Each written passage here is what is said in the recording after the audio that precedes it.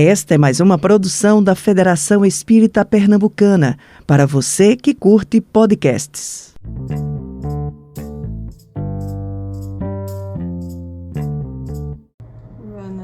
Boa noite. Vou começar compartilhando um pouquinho. Para quem não sabe, para quem está aqui pela primeira vez, nós fazemos as lives aqui no Instagram do Sou Jovem Espírita Pernambuco uma vez por mês, sempre sobre um tema diferente. E hoje a gente vai estar conversando sobre o tema Brasil, Coração do Mundo, Pátria do Evangelho. E vamos estar falando um pouquinho com a Rebeca Oliveira. Gente, Rebeca, ela é do centro, né, do Humberto de Campos, da Paraíba. João Pessoa, né, Rebeca? Isso. Maravilha. Então é um prazer te ter aqui com a gente, para a gente estar conversando um pouquinho mais sobre esse tema. Muito bem, Rebeca. Então vamos lá, falando um pouquinho aí, né, Brasil, Coração do Mundo, Pátria do Evangelho. Eu acho que para começar aqui falando, né, para quem não ouviu falar sobre essa frase, né, essa sentença, veio muito do livro, né, de Chico Xavier, que foi o livro de Brasil, Coração do Mundo, Pátria do Evangelho, em que ele compartilha um pouquinho sobre, enfim, não vou dar spoilers aqui, mas sobre toda essa origem do Brasil, descobrimento do Brasil, e tudo que envolveu esse momento, né? E aí, acho que a primeira pergunta que eu te faço para a gente começar aqui é: por que Pátria do Evangelho, né? Então, qual que é o sentido desse título aí? Brasil, Coração do Mundo, Pátria do Evangelho. Como que você entende isso? Pátria do Evangelho. Quando a gente fala de pátria, a gente fala nação, né? Uhum. Nação, a pátria, vem de nacionalidade e tudo mais. E o Brasil, já adiantando aqui um pouquinho o roteiro, Claro. O Brasil é um país único, eu diria. É um país misto, sabe? E quando ele fala pátria do Evangelho, é como se fosse a nação mesmo do Evangelho, o coração do Evangelho, onde ele se propaga com maior facilidade, sabe? Porque eu acho que nós, como brasileiros, a gente tem uma vivência muito diferente dos outros países, porque na maioria dos outros países, eles são muito parecidos entre si, né? Já começa por aí. Nós somos totalmente diferentes uns dos outros e temos o nosso jeitinho de lidar com as situações, que é só nosso. E eu acho que o respeito fica em primeiro lugar aqui, pela diversidade, né? Quando um país ele tem uma só cara, digamos assim, né? Falando mais da parte corporal, material, acaba que ele desenvolve vários preconceitos, né? Em relação ao que é diferente, ao que é novo. Só que nós não. Nós somos muito miscigenados, então tudo junto e misturado. E voltando para a pergunta, né? O que seria pátria do Evangelho seria justamente a nação em que o Evangelho se propaga com maior facilidade. Eu acho que seria isso. E o nome do livro já diz tudo, né? Sim. Brasil, Coração do Mundo, Pátria do Evangelho. E eu achei bem interessante você ter me convidado para esse tema, porque é justamente Humberto de Campos, né? O espírito dele. Sim. Que o irmão X, né? Que ele, com o auxílio de Chico Xavier, ele trouxe essa obra ao mundo. Então, falando sobre todo o contexto, né? Histórico, espiritual e tudo mais. Então, muito bacana mesmo. Sim, eu nem agradeci, né? Obrigada pelo convite de estar aqui. Imagina, a gente que agradece. Verdade. Finalmente, né? A gente vem falando há alguns meses de te ter aqui com a gente. Finalmente, agora em novembro funcionou, Desde o Age, né? Desde o Age. Faz um tempinho mesmo. Que bom que funcionou. E muito legal tua reflexão, né? Acho que quando a gente pensa em pátria, realmente é a nação do Evangelho. E o Brasil, como muito bem colocado no título do livro, né? Brasil sendo esse coração do mundo, né? A nação que vai abraçar todas as outras, no sentido de sendo, de fato, a nação do Evangelho. E aí eu acho que tu comentasse, né, um pouquinho essa questão do Brasil ser uma nação que tem muita diversidade e que tem toda essa questão da miscigenação e tudo mais, mas por que Brasil, né? Por que será que a gente vê esse título, Brasil nesse título? A gente fala tanto de tantos países da Europa, tantos países desenvolvidos, Estados Unidos, própria China, enfim, países asiáticos, tantos países que estão à frente do Brasil em tantas coisas, quando a gente olha materialmente, intelectualmente falando, né?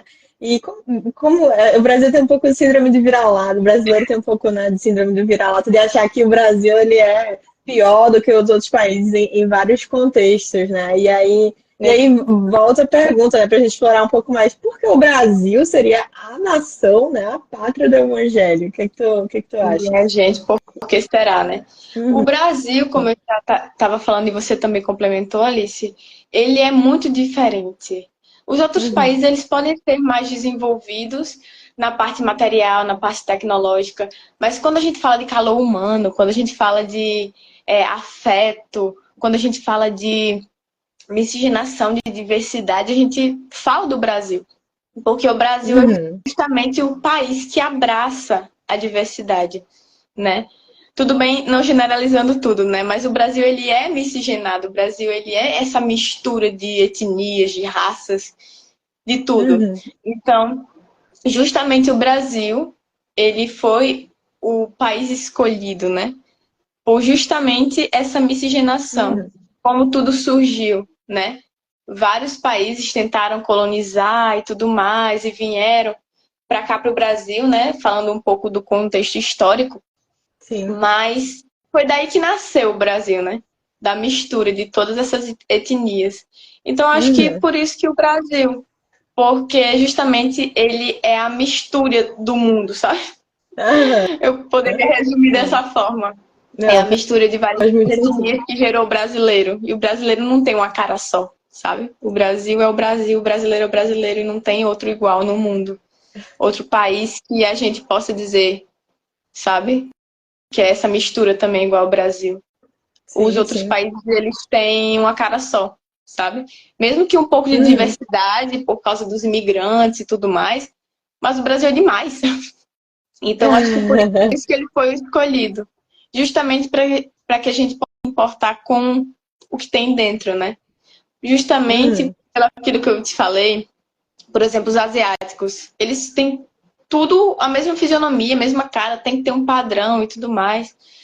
Tudo bem que aqui também, só que é diferente, porque aqui nós não somos iguais, né? Então já tira esse preconceito do diferente, porque nós já somos diferentes. Nenhum tem a mesma cara. Então isso já é uma quebra desse padrão, o que deixa a gente mais receptivo ao novo, ao diverso, né? Então acho que por isso o Brasil. Não. Faz bastante sentido mesmo. E uma coisa, até dando um pouco de spoiler do livro, né? Algo que me chamou muita atenção quando eu estava lendo ele, foi justamente essa necessidade de um povo puro, né? Então a gente vê muito, principalmente no início do livro, que na época, né, de Jesus e tudo mais, aquela região de Jerusalém, foi uma região que foi escolhida realmente para aquilo acontecer, para essa encarnação, né, de Jesus vir de fato para divulgar aí o evangelho em si, mas que já era uma região que estava muito tumultuada, né? Então era uma região de muitas guerras, muita discussão e tal e tudo mais. E aí buscou-se no mundo justamente uma região física que fosse mais pura também e que tivesse espíritos que estivessem receptíveis a essa mensagem, né? Ao Evangelho de Jesus e a propagar tudo isso. Então, justamente houve esse processo de transplante da árvore do Evangelho lá dessa região, né, de Jerusalém e tudo mais, essa região ali por onde Jesus passou. Da Palestina para cá. Perfeito, da Palestina para cá. E aí eu acho que combina muito com o que você falou, né? A gente vê que os povos originários aqui, os índios, tinham muito essa característica da pureza, mas juntou com diversos outros jeitos e ideias e até religiões e crenças e formou esse povo super diverso consequentemente aberto para novas ideias e para propagar e justamente essa árvore do evangelho, né? Com certeza. Muito legal. Perfeito. Muito bom. E aí, uma coisa que eu estava pensando, enquanto estava pensando um pouco sobre esse tema, é que a gente falei de Jerusalém, Brasil, mas tem um outro país que é muito forte, muito importante aí na história do espiritismo, que é a França, né? A França, que foi o país de Allan Kardec, o codificador da doutrina. E aí fiquei até me questionando, né? Por que será que o Brasil, assim, já falamos algumas coisas aqui, né? Alguns motivos, mas por que o Brasil foi o escolhido para esse transplante da árvore do Evangelho e não a França, por exemplo, né? Que estava ali num momento efervescente, um momento que Allan Kardec trouxe à tona diversas obras e tudo mais, né? Qual que é a tua visão, assim, sobre isso? Uma ótima pergunta. Na verdade, quando eu me deparei, né, com essa pergunta, eu fiquei muito reflexiva. E aí eu procurei, eu realmente, tipo, de cabeça, assim, eu pensei, nossa, então.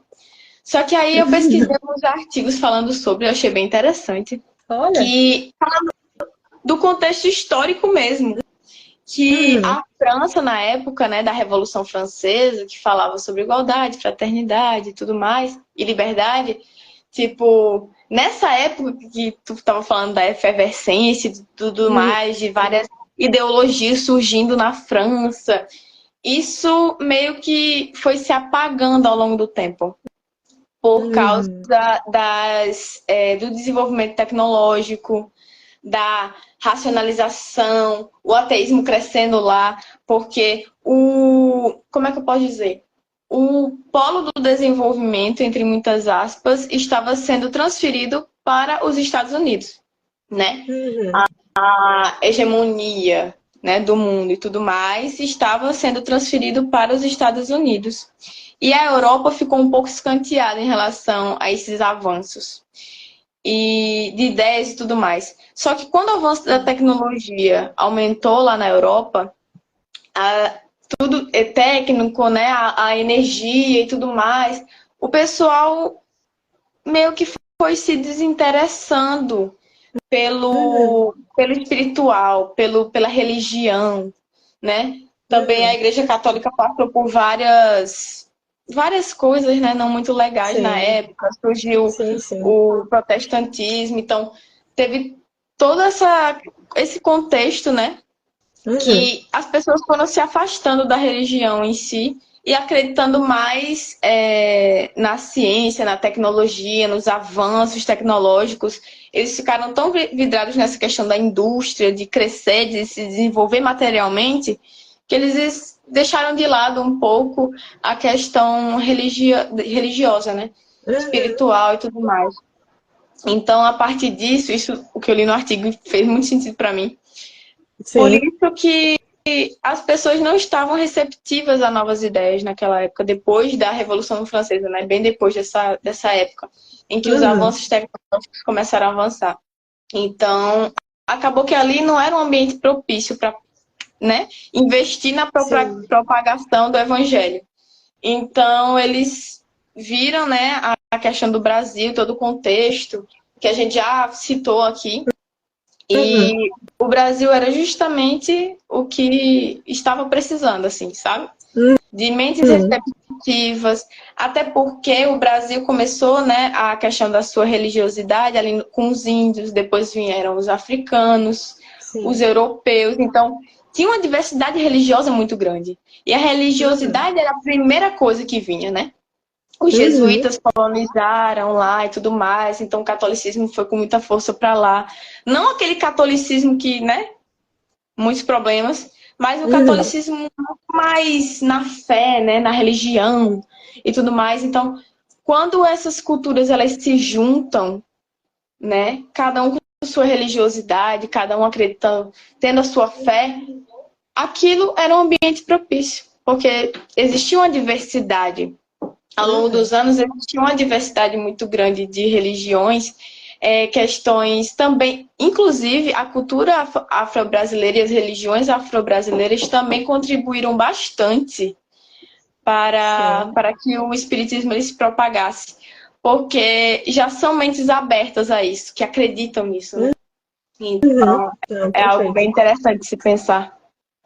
Não, com certeza. É muito interessante esse paralelo. É muito legal isso que tu trouxe, essas informações que tu fosse buscar nos artigos e tudo mais, desse contexto da França, né, na época. E a sensação que eu tenho é que a França, na época, por todo o contexto da Revolução Francesa, Iluminismo e tudo mais, foi um país que serviu para aquele propósito da Naquele codificação momento. naquele momento, exatamente, mas que acabou se perdendo em outros aspectos um pouco mais para frente, de forma que não fosse propício, de fato, esse transplante da árvore do evangelho para aquela nação. Eu acredito que foi até necessário esse cientificismo, de certa forma, na época. E o próprio Allan Kardec tinha esse perfil, era o Com cientista, né? certeza. Ele era um... Então, foi muito, teve o seu papel, né? Acho que foi muito importante naquele momento, mas de fato deixa de ter todas essas outras características que você já mencionou aí, que o Brasil traz como um país único, nesse sentido. E aí eu trago até uma outra pergunta, acho que a gente até já pincelou um pouco sobre isso, né? Uhum. No livro, ele fala aspectos históricos muito interessantes. Inclusive, indico ele super, principalmente para quem está estudando sobre a história do Brasil pela primeira vez. Então, até em sala de aula, na evangelização da juventude, a gente fala muito sobre esse livro, porque é muito interessante fazer um paralelo da história do Brasil que a gente estuda em sala de aula e da história do Brasil que esse livro nos traz. E aí eu levanto a pergunta, né? O descobrimento do Brasil, a gente pode dizer que foi por acaso? Eu já começo que o por acaso nós como espíritas, a gente tem a certeza de que nada acontece por acaso, né? Uhum. Então a gente compartilha dessa ideia. E realmente nada acontece por acaso. O descobrimento, né, entre muitas aspas, dos europeus, né, que descobriram, entre muitas aspas, o Brasil, não foi por acaso. Porque aqui já havia, né, a população indígena que dominou essa área. E ela tinha suas culturas, sua religiosidade e tudo mais. Então, outras nações peregrinando, né, nos seus navios e tudo mais, descobriram essa nova terra, né? E, então, houve essa miscigenação. E não foi só um país, né? Tipo, não foi só Portugal que colonizou aqui. A Holanda veio para cá, a França, muitos outros. Então, os africanos, infelizmente, vieram para cá escravizados. Só que é uma nova etnia, né? Uma nova raça. Então, todos humanos, né? Mas trejeitos diferentes, cores diferentes, sabe? A diversidade tomou conta do Brasil de um jeito que ele se transformou no que é hoje. Então, se isso não tivesse acontecido, né, dessa forma, desse jeito, o nosso país não seria como ele é hoje. Diversificado, né? Com tantas cores, com tanta mistura, alto, baixo, gordo, magro, de todas as formas, de todos os jeitos, e também com esse calor humano que nós temos, né? Muitas pessoas viajam para fora, eu ainda não tive essa oportunidade, mas muitos viajam para fora do país e percebem a frieza, uma certa frieza das pessoas dos outros países, né? E nós não. Nós conhecemos, já abraçamos, oi, tudo bom, não sei o quê, já fala da vida do outro, não sei o quê, enquanto os outros países, eles têm uma cultura totalmente diferente da nossa, né? Que é mais fria, mais... O pessoal é pessoal, o trabalho é trabalho, tem todo um bloqueio, né? Já nós não. Então, eu acho que isso facilitou muito, né? A questão do Brasil ser justamente essa pátria amada, maravilhosa e de tanta diversidade, como é o nosso país, né? Porque eu acho muito bonito o país. Cada região com sua cultura, com sua comida diversificada, sabe? Mas todos carregam a mesma coisa que todo estrangeiro fala quando vem pra cá, que é justamente obrigada, irmã. Minha irmã batendo palminha pra mim. Obrigada, Gabi. Então, é isso, sabe? Esse calor humano, essa diversidade. Eu já falei tantas vezes isso, mas é maravilhoso como o nosso país ele misto, sabe? Sim, Oi, não, com filho. certeza.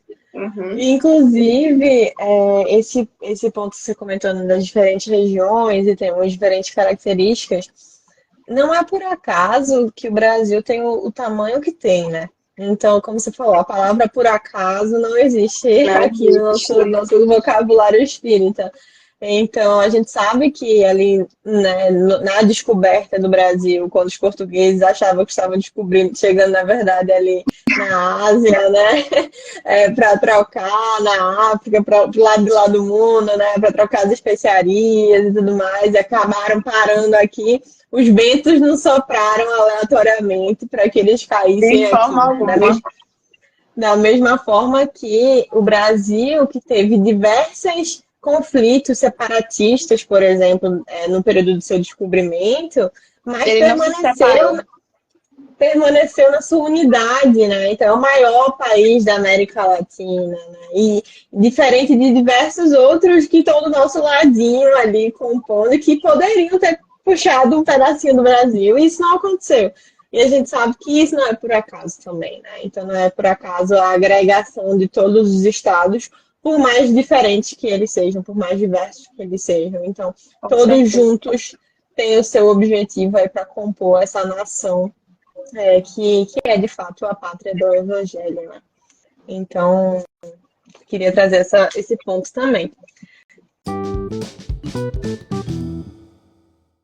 E aí, Rebeca, acho que para a gente estar caminhando já para o nosso encerramento, já passaram quase 30 minutos aqui.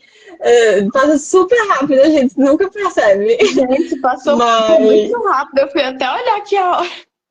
tá vendo? É porque teve, né, problemas técnicos no início e tudo mais. Mas eu tenho mais uma perguntinha para a gente fechar aí com chave de ouro, que é, já que a gente tem esse título, né, desse livro tão fundamental e tão relevante aí na nossa biblioteca espírita, né, Brasil, Coração do Mundo, Pátria do Evangelho, queria te perguntar, a gente está de fato no caminho para ser a pátria do Evangelho? E se sim, por quê? Qual é? Se não, o que é que a gente pode fazer?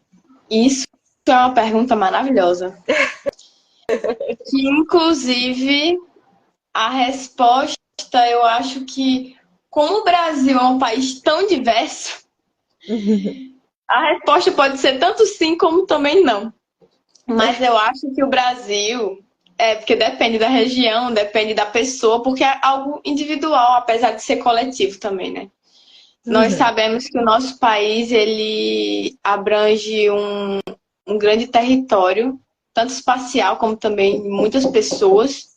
Eu acho que, no geral, né, partindo do princípio da nossa bolha religiosa, digamos assim, eu acho Aham. que sim, estamos no caminho, só que eu acho que ainda falta muito, sabe?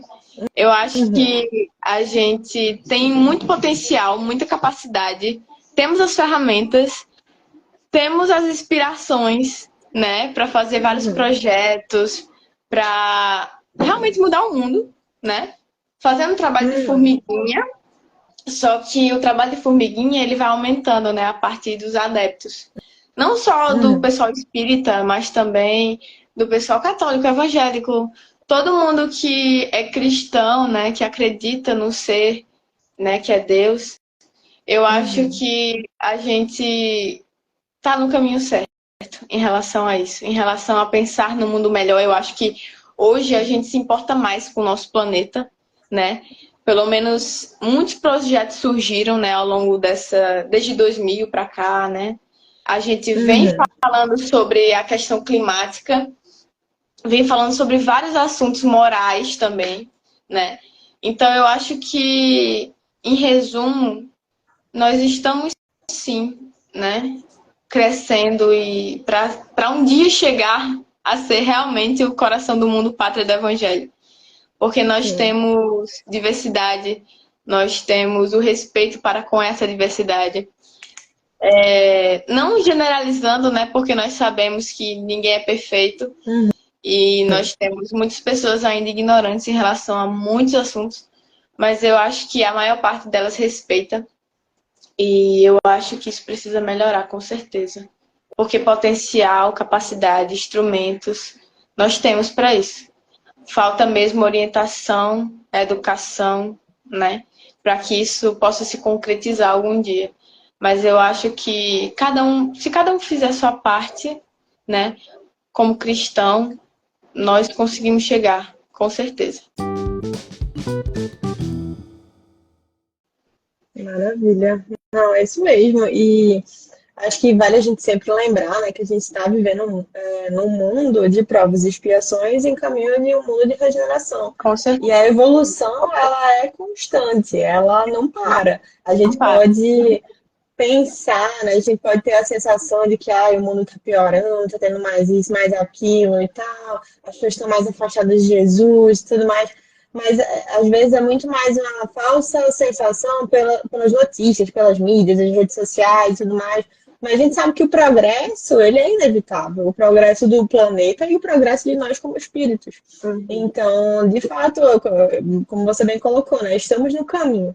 E o caminho, o que importa é que estamos no caminho do progresso, progredindo para ser, de fato, essa nação, essa pátria do evangelho. Acho que um outro exemplo disso, outro ponto, é justamente a quantidade de pessoas adeptas ao movimento espírita, né, no Brasil, que é a maior quantidade de pessoas, de espíritos do mundo, de todos No os mundo. países, estou aqui no Brasil, né? Então, de fato, alguma coisa tem por aqui. Pois Alguma coisa diferente, né? E a gente tem diversos exemplos, diversos acervo literário, então com certeza estamos aí num caminho que não tem volta, só no sentido de ascensão e de continuar aí na lei do progresso. com certeza. Inclusive, Chico Maravilha. Xavier, né, um dos grandes personagens, Sim, assim, personificações que fazem com que o Brasil seja tão, né, importante no contexto espírita, né, na sim, divulgação da super. nossa doutrina. E uma última informação é que eu Uhum. vi nesse artigo que a doutrina espírita no Brasil é a religião que mais cresce. Né? No mundo Olha só. inteiro, o espiritismo ele cresce muito mais no Brasil, ele tem mais adeptos no Brasil. No ano que eu li o artigo, eu não sei se é atual, certo? Uhum. 3,8 milhões de adeptos, segundo o IBGE de 2010. Caramba, olha aí. Então, é 2010. Hoje em muita gente, dia né? deve ter bem mais gente, né? Com certeza. Pois é, 13 anos depois, né? Então, isso É, deve ter crescido muito. maravilha. Que coisa boa. Que continue, né? Que essa mensagem possa Amém. chegar a mais e mais pessoas. Com Rebeca, certeza.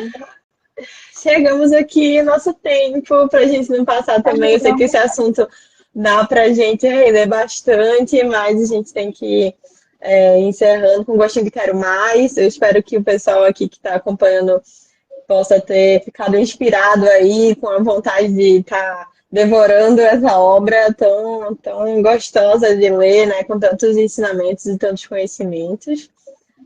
Queria te agradecer muito pela tua presença e pela paciência aí com os erros técnicos aí no meio, mas que no final deu certo, conseguimos aqui fazer nossa conversa. Então, Com queria te certeza. pedir para, enfim, ficar à vontade de fazer algum comentário, alguma última colocação.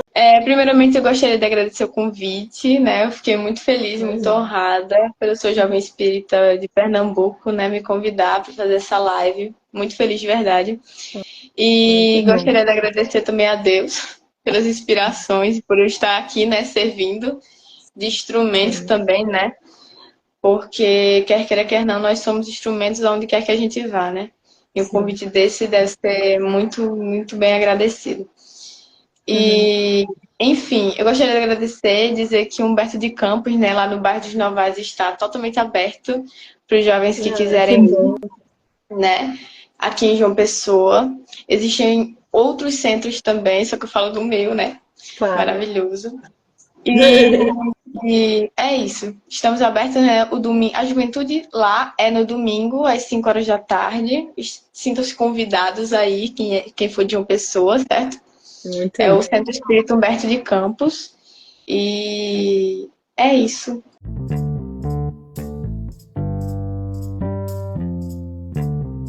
Você ouviu o podcast da Federação Espírita Pernambucana.